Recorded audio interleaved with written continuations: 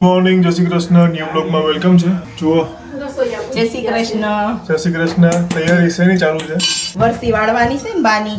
Yes. સવા મહિનો થાય ને એટલે હા. વરસી વાળવાની હોય એટલે છે આજે બ્રાહ્મણ ને બે દીકરીઓને એને જમવાનું કરવાનું. બરાબર. રસોઈમાં શું શું છે? ખમણ, લાડવા, ખમણ, હા, ઊંધિયું શાક, રોટલી, દાળ ભાત અને દાળ ભાત. ઓકે. અને બાની વરસી વળવામાં એટલે શું હોય એવી રીતે?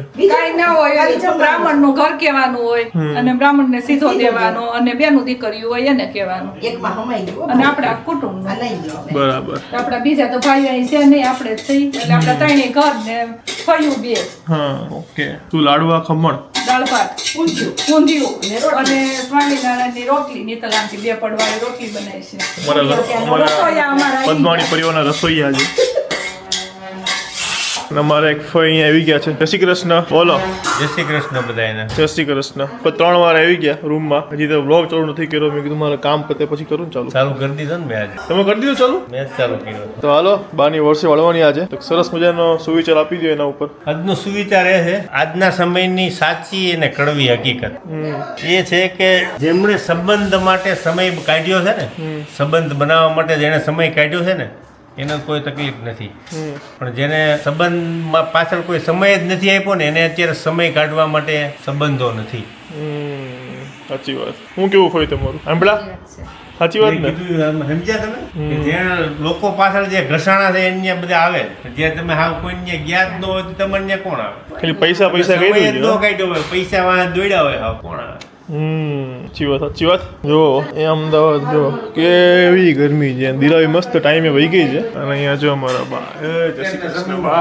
ચાલો ગાઈસ, યસ ફાઇનલી જે આપણી ક્રીમ છે એ લોન્ચ થઈ ગઈ છે. તો ગાઈસ તમે લોકો સરસ મજાના ઓર્ડર્સ આપી રહ્યા છે. અને જે મેં કીધેલું કે મારા ફર્સ્ટ 50 સબસ્ક્રાઇબર્સ માટે 20% ઓફ છે. તો એ 50 તો કાલે છે ને એક જ કલાકમાં પૂરું થઈ ગયું હતું. પણ ઘણા બધા એમ કીધું કે તમે બ્લોગ નતો મૂક્યો એટલે મિસ થઈ ગયું. કાલે 50 આપેલું હતું એ ઓર્ડર એવું થઈ ગયું છે બધું. એ લોકોને 4-5 દિવસમાં મળી જશે. પણ આજે જે લોકો કરી રહ્યા છે તો ફરીથી આપું છું કે 50 અત્યારથી હું કરીશ વિડીયો મૂક્યા પછી કે જે 50 આવશે એને પછી હર્ષિલ જો એટલે કામ ચાલુ છે એનું. તો હર્ષિલ કે ડિસ્કાઉન્ટ આપ્યું. ઓકે, કાલે 20 આપ્યું હતું. બોલો Harshil. Discount yes, first 50 subscribers ને 100 રૂપીઝ ઓફ. 100 rupees of. હા. ચાલો. સો હર્ષિલે જેમ કીધું કે 100 રૂપીસ ઓફ. તો જે બી લોકોને ક્રીમ લેવી છે, નાઇટ ક્રીમ છે, ફક્ત નાઇટમાં લગાવવાની છે. 4 થી 5 દિવસમાં રિઝલ્ટ આવશે. પણ અમે જે તમને કહીએ છીએ એ રીતે એને યુઝ કરશો અને તમારી લાઈફસ્ટાઈલ એ રીતે કરશો તો ઓકે, તો એ કરશો તો ગેરંટી રિઝલ્ટ. જો રિઝલ્ટ ના આવે ને તો મની બેક ગેરંટી છે. પણ અમે જે કહીએ એ રીતે તમારે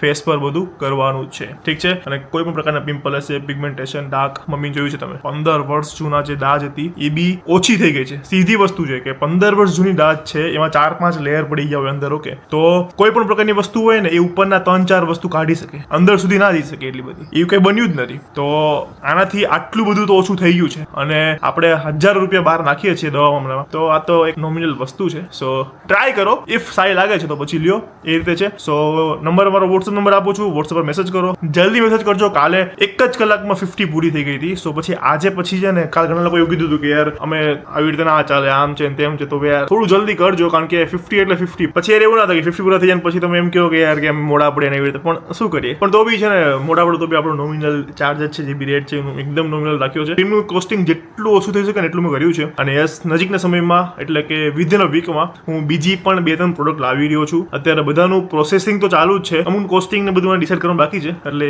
એ 4-5 દિવસમાં હું બહાર પાડીશ. પણ નાઇટ ક્રીમ છે એ ફેસમાં જે પણ પ્રોબ્લેમ છે જરૂરથી યુઝ કરો. વોટ્સઅપ નંબર આપું છું ફરીથી.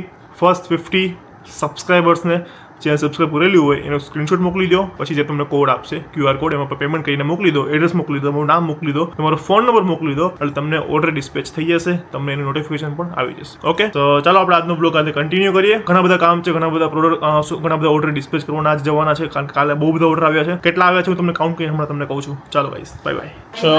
ગરમ ગરમ સ્વામિનારાયણ રોટલી છે ને સ્વામિનારાયણ બંધ રાખી. ચેન્જ કીધું. હા, આનથી નથી ખુલતી. એવું છે? હા, એનથી નો ખુલી ને ઈ કે તમે હાથી કરી નાખો તે હાથી અહીંયા કરી રોટલી બને છે.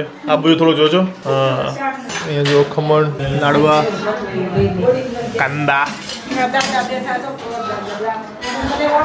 મને જો બે ગયા છે. નિકોલ રહેતા હશે, દાદાને ઓળખતા હશે. દાદા જય શ્રી કૃષ્ણ.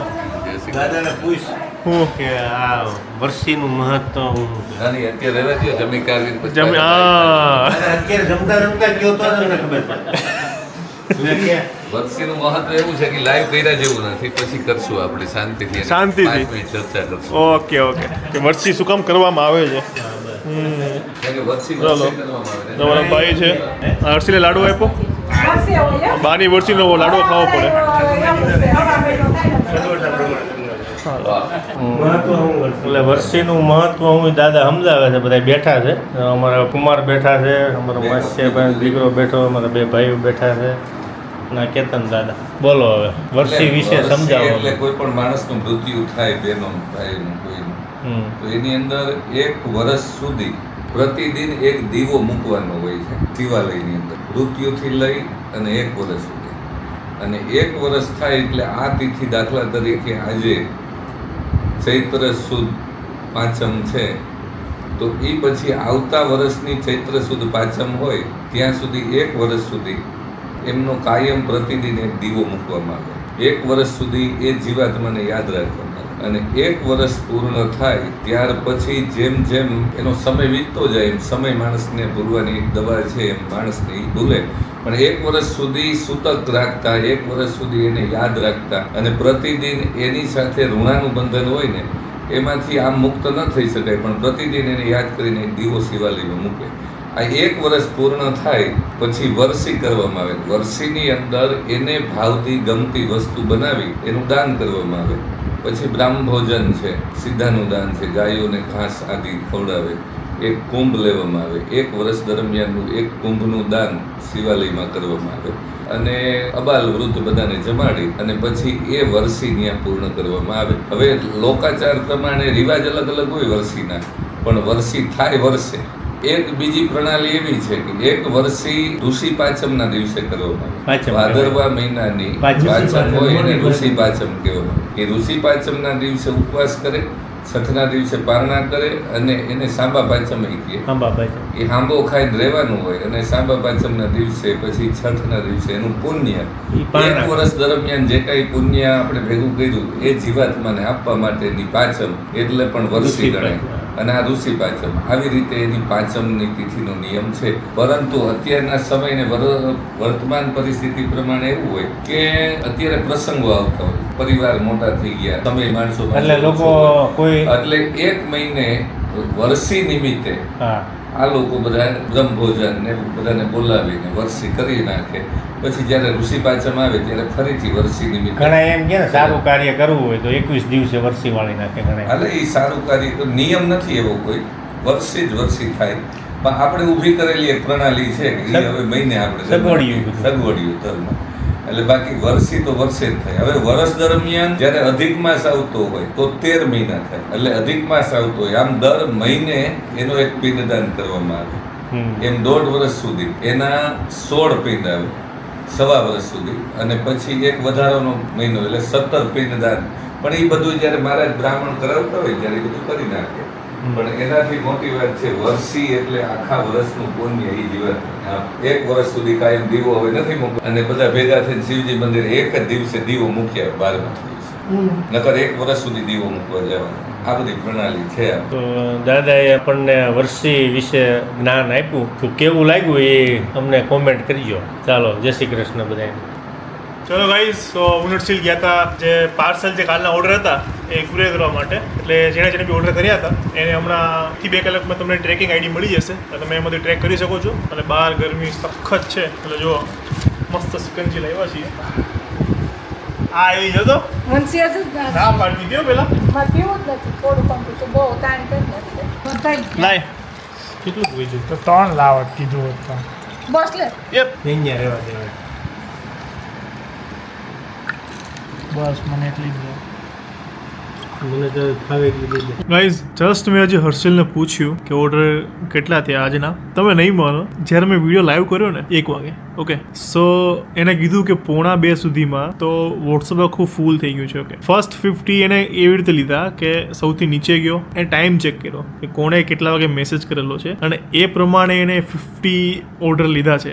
ગજબ ભાઈ, guys thank you so much. મને એવું લાગે છે કે મેં જે 500નો જે સ્ટોક ફર્સ્ટ રાખેલો છે ને, મને લાગે છે આ 3-4 દિવસમાં જ 3-4 દિવસ બી કદાચ નહીં થાય, ફિનિશ થઈ જશે. અને 50નું હજી બધા હવે કહે છે કે જો ફોન ચાલુ જ છે. યસ, હા, ફોન ના કરશો પ્લીઝ, કારણ કે કન્ટિન્યુઅસ ફોન ચાલુ છે. જે તમને ડિટેલ્સ છે એ તમને વોટ્સઅપમાં તમને એક મોકલી દેશે કે તમારે કઈ રીતે યુઝ કરવાની છે અને શેના પર. ફેસના ઓલમોસ્ટ પ્રોબ્લેમ પર માટે આ જ ક્રીમ છે. ઓકે, તમને મોકલી જ દેશે, એટલે તમારે ફોન કરવાની કઈ જરૂર નથી. ઇફ તમે ઓર્ડર કરો છો સીધો તમારે QR કોડ મોકલશે, એનો પેમેન્ટ કરી દેશો, એડ્રેસ મોકલશો, તમારો ફોન નંબર આપશો, એટલે તમને સીધું પાર્સલ કુરિયર જે થશે એ તમને ટ્રેકિંગ આઈડી આપી દેશે. તમને 2 થી 3 દિવસમાં તમને 2 થી 3 દિવસ નહીં, તમને 1 જ દિવસ લાગશે. કદાચ થાય તો 1 થી 2 દિવસ લાગે, પણ 90-95% છે ઓલ ઓવર ગુજરાતમાં 1%. એટલે આજે ઓર્ડર કરો તો કાલે મળી જશે, ના મળે તો પરમ દિવસે. ઓકે, સો 1 જ દિવસ લાગે છે. તો yes guys, bus thank you so much. અને ક્રીમની સાથે સાથે બીજી પ્રોડક્ટ આવી રહી છે, બસ એનું થોડુંક ડિઝાઇનિંગ અને પેકેજિંગ થઈ રહ્યું છે. સો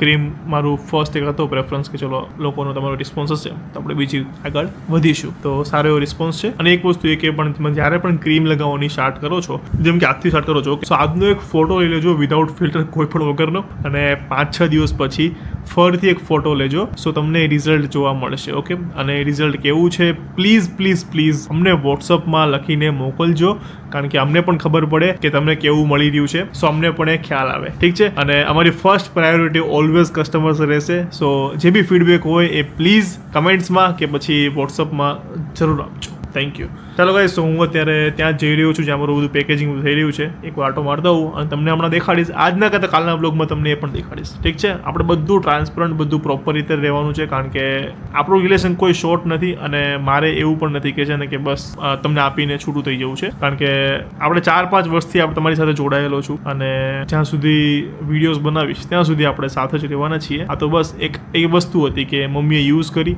અને સારી વર્ક કરી, અને જેમની પાસેથી લીધેલી એમણે બનાવ્યું એ વસ્તુ, તો એ વસ્તુ છે, પણ કેવી રીતે એને લાવવું એ નહોતું. સો મેં વાત કરી અને બસ ગાઈઝ આમને આમ પ્રેમ આપતા રહેજો. અને આ એક કામ વધારે એડ થઈ ગયું છે, સો વધારે બિઝી થઈ ગયો છું. તો અત્યારે જમવા જાઉં છું. અત્યારે વાગ્યા છે 5. મમ્મી રોટલી બનાવે છે અને અત્યારે હું જમવા જાઉં છું. ચાલો guys, thank you so much. So mummy અત્યારે રોટલી બનાવે છે, 5 વાગ્યા છે. હે હું કે તું મારો સામેથી આવે સીધો ઈ તળે હશે વેપારી ને એવું. ઓકે, તો જો રોટલી બનાવે છે. ચા બનાવી? નહીં, હાલ છે. દાળ ભાત ને શાક ખાઈ લે. હાલો. ના, દાળ ભાત માં રોટલી નાખીને ખાઈ લઈ. હું નાનો હતો ને ગાઈસ, તો દાળ ભાત અને એમાં રોટલીના કટકા નાખીને ખાતો. કોણે આમ ખાધેલું છે એ જરાક કહેજો, બહુ મજા આવે. તમે ટ્રાય કરજો, ના ખાધો તો ટ્રાય કરજો. દાળ ભાત જે સાદા હોય એ રીતે જ. હા, અને મમ્મી 2 થી 3 રોટલી અંદર નાખી દે. સ્કૂલે થઈ આવ્યું ને 4-5 વાગે આવું સાંજે, એટલે એ નાખીને મસ્ત ખાઈ જતો. પેલા હું હટ્ટો-કટ્ટો, અત્યારે હટ્ટો-કટ્ટો થઈ જ ગયો, પણ વચ્ચે પતલો થઈ ગયો જ્યારે વિક્યો હતો ને ત્યારે. સો ટ્રાય કરજો, ના ખાધું હોય તો ટ્રાય કરજો. દાળ ભાત એની અંદર રોટલીના કટકા, નાના કટકા આટલા થોડા આમ પ્રોપર ચાલે, અને મિક્સ કરીને પછી ખાજો, મજા આવશે. યસ, હાલો ગાઈસ. સો આ છે, આવી રીતે હું કહું છું તમને, દાળ ભાતમાં રોટલી, મારી છાશ, રોટલી હજી એક નાખીશ, અને છે ને મસ્ત લાગે. જો આવી રીતે આમ લેવાની, આમ, અને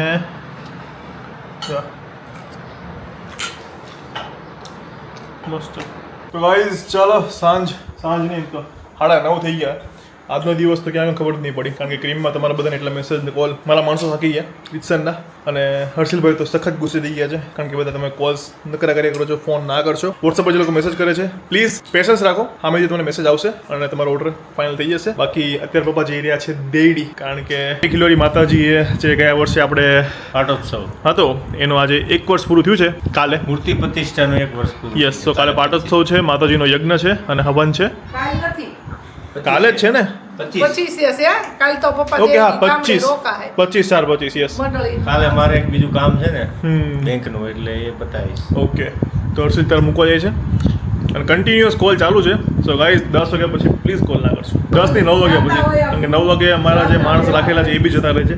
તો ઓકે, ચાલો પપ્પા જાય છે. બાય બાય, જય શ્રી કૃષ્ણ.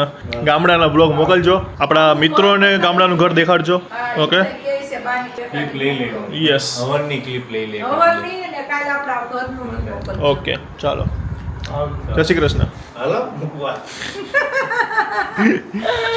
ચાલો ગાઈસ, તો આજનો બ્લોગ આપણે આ સાથે ફિનિશ કરીએ છીએ. સારો લાગ્યો હોય તો લાઈક, કમેન્ટ, શેર અને ચેનલ સબસ્ક્રાઇબ કરી દેજો. મળીએ કાલે એક મસ્ત મજાના બ્લોગ સાથે. ત્યાં સુધી ખુશ રહેજો, ખુશ રહેવા દેજો. જય શ્રી જય શ્રી કૃષ્ણ. બાય. બાય.